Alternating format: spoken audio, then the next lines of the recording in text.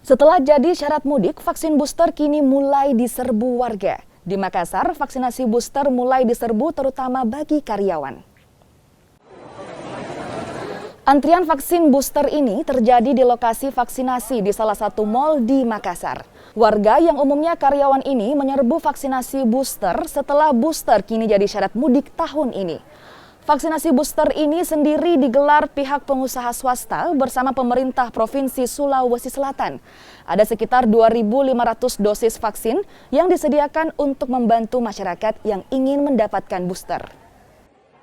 Yang terdaftar secara online itu sudah 1000-an, cuman kami memang tidak membatasi.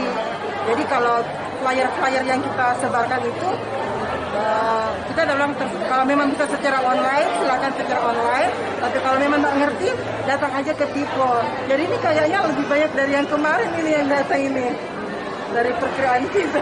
Perkiraan sudah berapa sampai saat ini? Ini sekitar dari nomor antrian itu sudah 600-an ini. Lebih kali karena sebelah sana ini yang masuk aja sudah sekitar 560. Yang ada masuk kan? Itu sudah termasuk yang mendaftar online? Saya sudah gabung deh, yang online dengan yang tidak daftar online.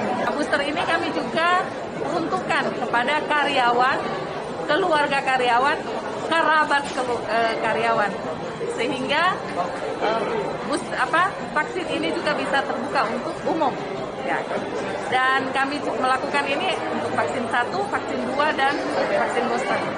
Ini sebenarnya untuk mempersiapkan masyarakat atau karyawan kami untuk hidup secara new normal ke depannya.